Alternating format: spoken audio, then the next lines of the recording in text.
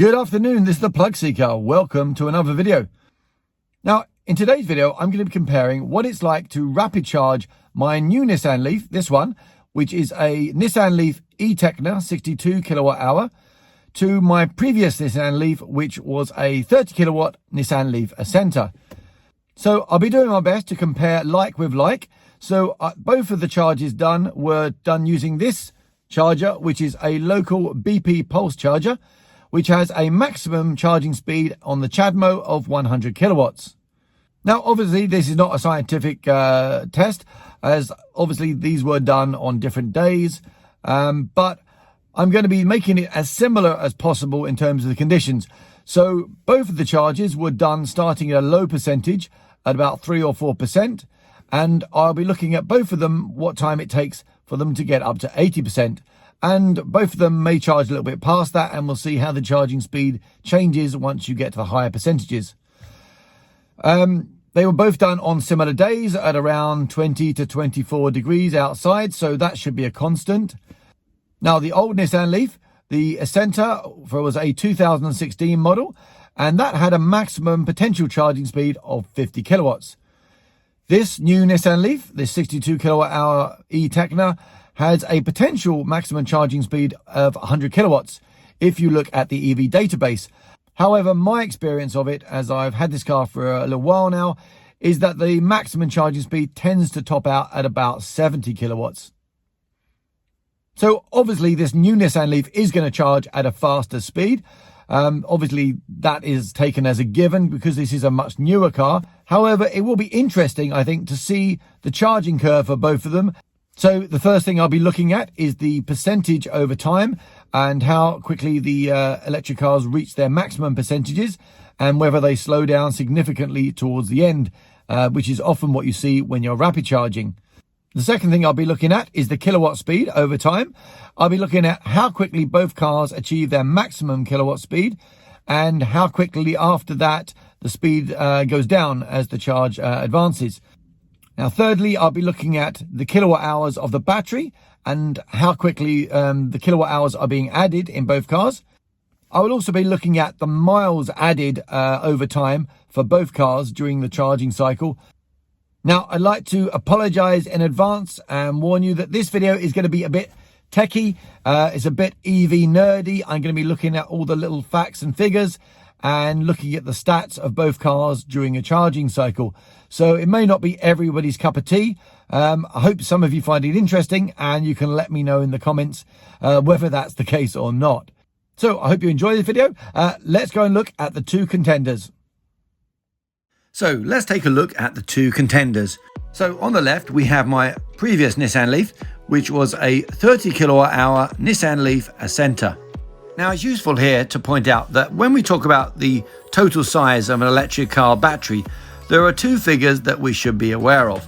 Firstly, you have the total battery size, and then you have the usable battery size. Now, the reason that these two figures differ is because for battery health, it's not good to have a battery either at 100% or completely discharged at 0%. And therefore, most manufacturers will allow for a small buffer range, both at the top and lower end of the battery, that is locked out and can't be used. And therefore, the usable battery range is the capacity of the battery minus these two buffers.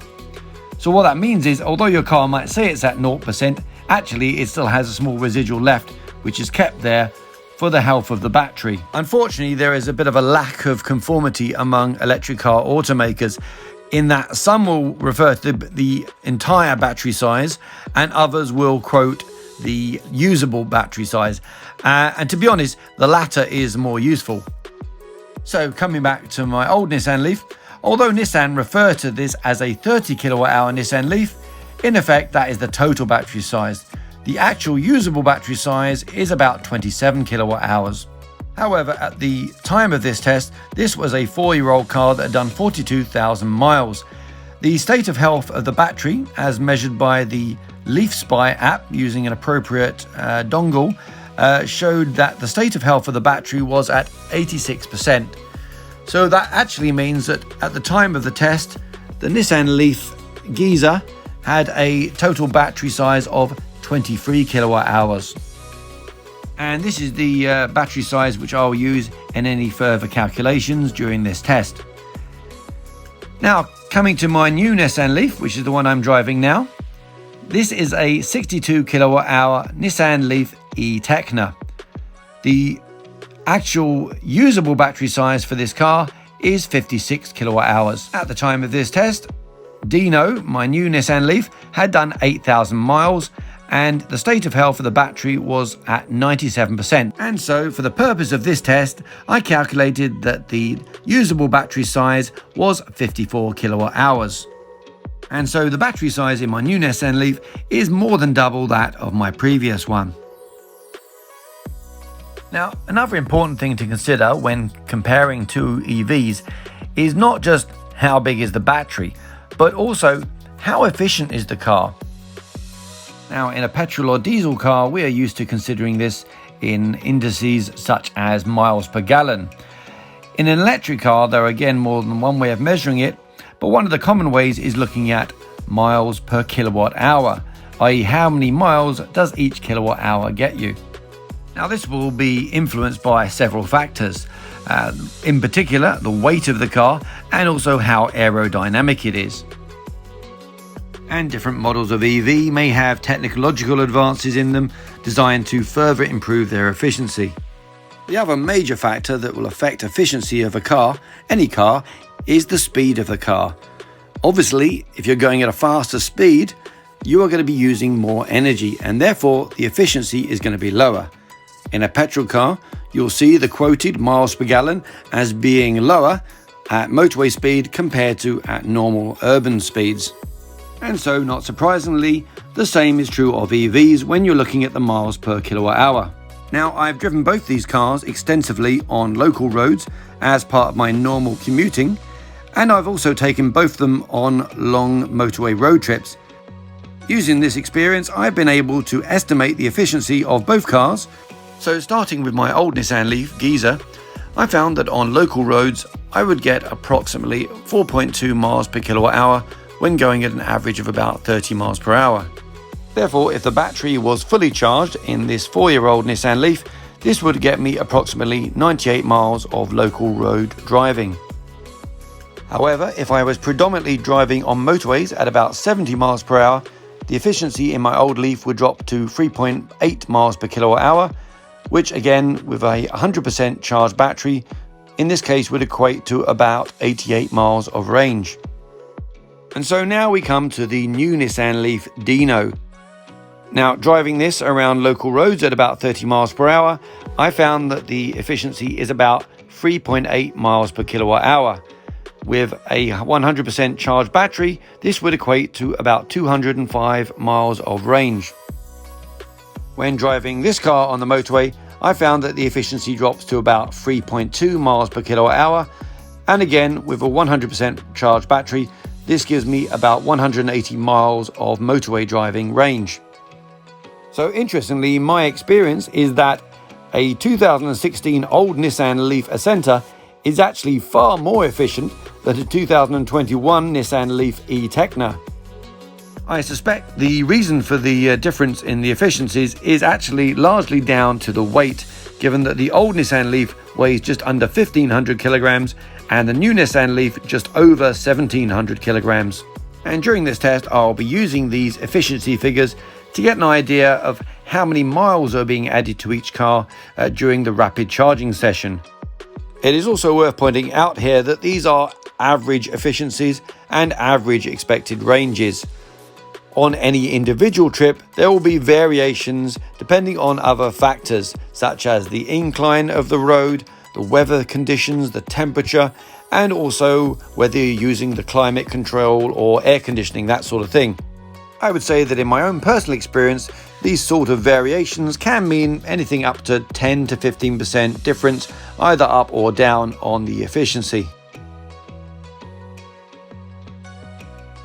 So now we know the two contenders, let's see how they fare at rapid charging, comparing a 2016 Nissan Leaf Acenta with a 2021 Nissan Leaf e-Tekna. And his name is John C.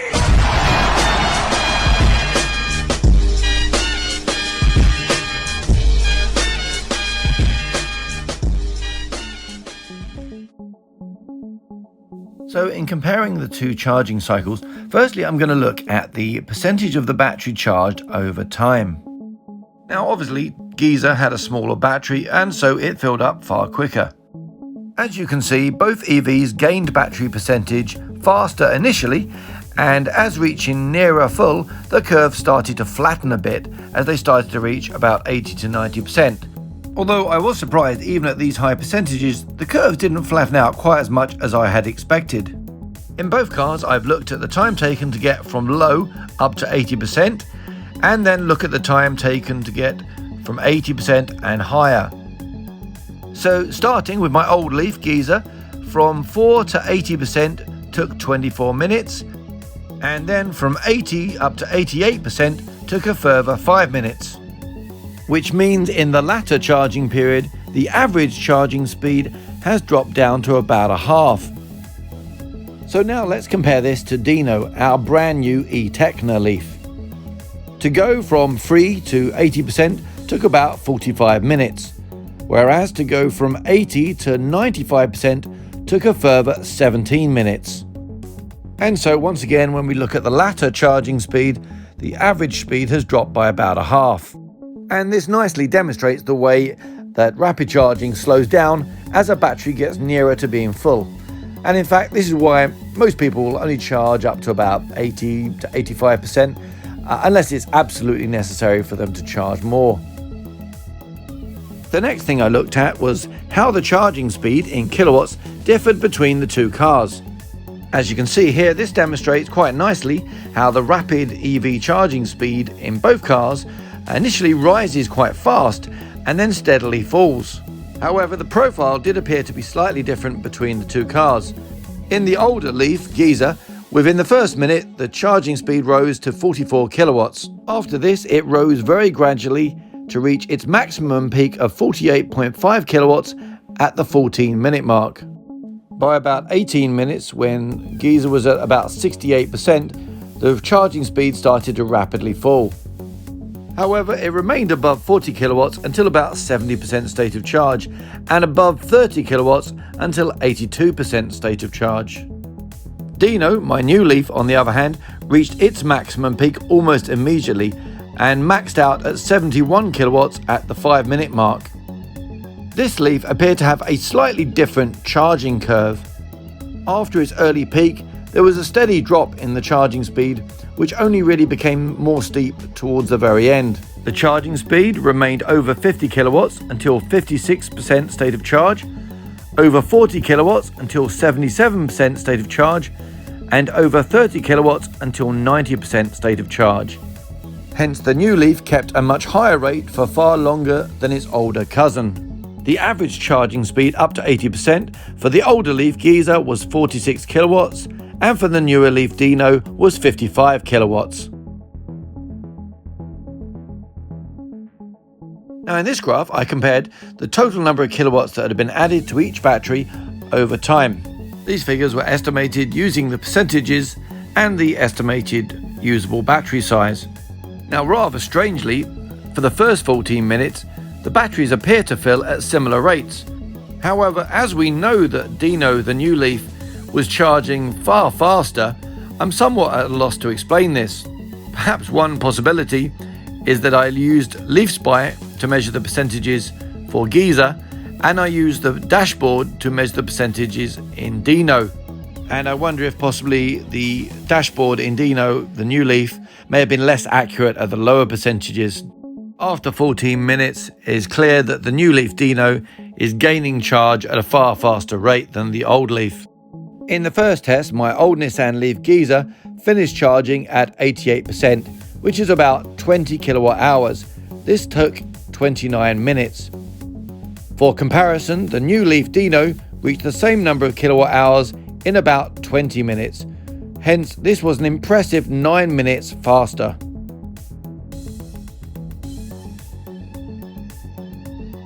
Now, personally speaking, in practical terms, I mainly charge my EV at home or at work, and so I will usually only use rapid chargers on a road trip. And if I'm doing a road trip, I will usually be driving most of the time on the motorway or freeway, which in the UK has a speed limit of 70 miles per hour. Hence, in this graph, I've used the efficiencies that I estimated earlier to determine how many motorway miles were being added over time during both charging cycles. From this graph, you can see that if I needed, let's say, 80 miles for the next leg of a trip, it would take my old Nissan Leaf Giza about 30 minutes of charging if it started from a very low level. Whereas in my new e-Tekna Leaf Dino, in similar circumstances, it would only need about 23 minutes.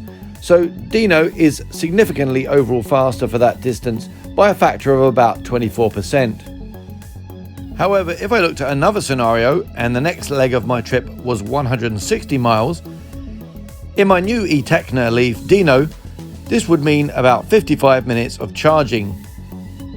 Faced with the same scenario in my old 30 kilowatt Nissan Leaf Giza, I would need to charge for 30 minutes and then drive the first 80 miles. I would then have to stop and charge for a second 30 minutes to get me the rest of the distance. Hence a total charging time of 60 minutes. So interestingly, the charging time for the old Nissan Leaf would only actually be 5 minutes longer in theory. However, obviously this would require a further stop, and there is no guarantee that there will be a perfectly placed charger at the 80-mile mark. Interestingly, it's also worth noting that the new Nissan Leaf Dino can charge 80 miles in about 23 minutes. Therefore, with 2 stops, you get that same 160 miles in only 46 minutes of charging. Therefore, in long road trips, even with EVs with larger batteries, it may still be the faster way to travel to take more frequent but short stops rather than one long stop. And please do tell me in the comments below which method you have found fastest. Clearly, having the larger battery and faster charging time does mean that the new Nissan Leaf Dino certainly is more convenient and does give you more charging options on a long trip.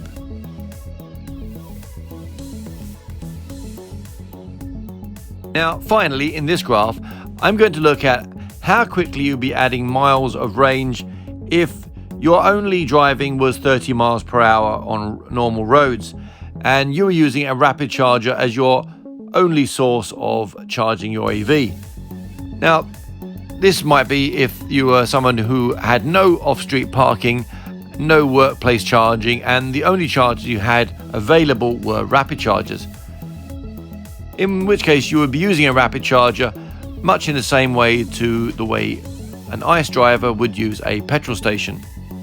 If you were to charge my old Nissan Leaf Giza for 30 minutes on a rapid charger, you would add about 86 miles of local range.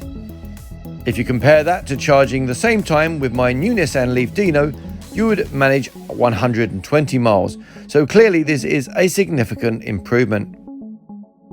Considering the average UK drive is about 30 miles a day, if you were just charging for 30 minutes, you would have to charge my old Nissan Leaf Giza roughly every 3 days and my new Nissan Leaf Dino every 4 days.